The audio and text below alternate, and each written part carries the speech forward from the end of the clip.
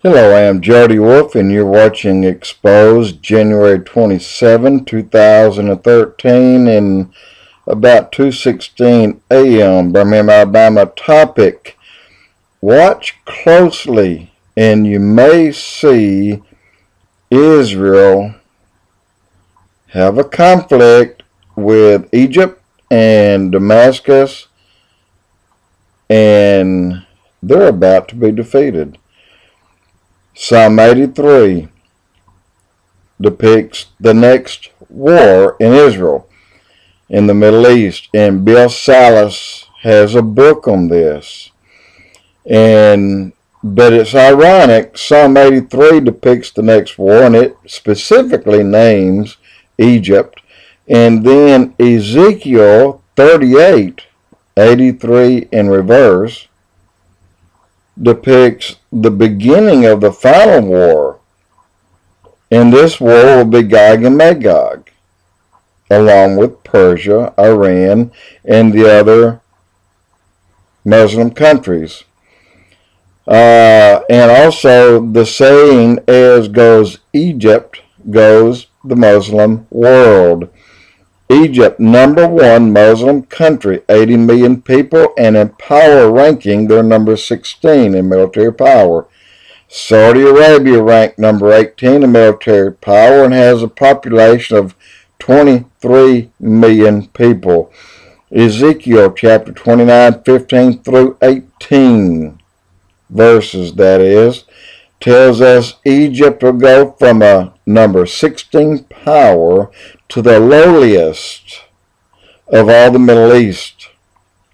And I have told many of you for many blogs that Egypt will be laid waste, that it will be destroyed by water, by the Aswan high and low dams. And now this is about to happen. Now, where will the Egyptians go? They will scatter through these countries. A lot of them will come here. A lot of them will go to Israel. But let me go on and finish some of this. Again, that's going to last for 40 years. First, I want to say God imposed 3 judgments on Egypt. The first was when Nebuchadnezzar and the Babylonians conquered, ransacked, took spoils from Egypt in the year 568 BC. This leaves a present and a future judgment. But first, let's look at the future judgment that is in Daniel chapter 11, verse 42 and 3, when the Antichrist goes in and takes all the treasures from Egypt and is on a killing campaign of the Jewish people. It says that 2/3 of the Jews will be cut off and 1/3 of the Jews will come through it, the faithful. Now in Ezekiel 29 it says that Egypt is the lowliest kingdom on all the earth after that.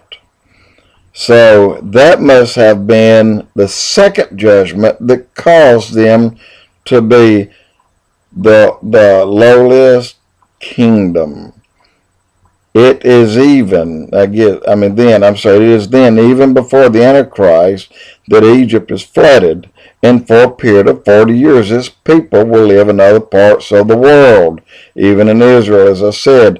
And after Satan takes spoils and kills 2/3 of the Jews there, it will be after that during the 1,000-year reign of Christ, that many will return to Egypt and begin to be faithful toward God, and they will grow. So Egypt will not be, their 40 years won't be up until into the millennium, which could come upon us pretty quick here. And again, I've got some interesting things here. I'll say Egyptians against Egyptians, brother against brother, city against city. You know what? This is happening right now, today. Right now. And it's happening because of what Muhammad Morrsi has done and the Muslim Brotherhood. The Egyptians are being pitted against each other, and you see it right now. They're doing this. And the same thing is going on in Syria right now. So the question, why is the Lord judging Egypt? Psalm 83, Egypt removes the leader, okay, who stood by Israel, and Morrsi came in, the Muslim Brotherhood, and is against Israel. That is why. Does not the Bible say, stand with my people, or turn on my people, and I'll turn on you? Stand with my people, I'll stand with you. So they kicked out Mubarak. Morrsi came in, self-ruled man, pretty much like Castro did in Canada, and then set himself against Israel. Well, then that's a judgment right there, because they're about to pay for it dearly. But Bill Size has a book. It's called Psalm 83, The Missing Prophecies Revealed. And Isaiah 17 speaks of the doom of Damascus. And note, Psalm 83 is the beginning of the end time wars. Ezekiel 38 is actually the beginning of the end. And the way God wrote the Bible, Psalm 83, and get this, in Ezekiel 38, these two numbers are reversed, 83, 38. And you'll see that John 3:16 and John 16:3, the same thing, but yet both of them have dire meanings, one in a great way, one in a bad way. Revelations chapter 19, verse 11, heaven opened, and the Lord rode out on a white horse with a sharp two-edged sword and defeated Satan. Reverse that. Chapter 11, verse 19. And the temple of God in heaven was opened, and the ark of the covenant appeared in the temple. So when you take verses and kind of reverse them, you'll find most of the time they'll repeat what's going to happen. And it's extremely interesting to do that, because I've been here doing that for a while now, and I can't find too many that aren't doing that. And so I want to tell you this, that more times than not, you pick a chapter and a verse, and then go in reverse and pick a chapter and a verse, and you'll see just how exact and mathematical God made the Bible. God is a God of numbers. Many people say that the number 13 is bad luck. The number 13 in the Bible means something else to God, a secret number of sacred power, the vessel of God. The number 13 is far from superstitious. It means most. God can provide more than you. He can do more than we can do.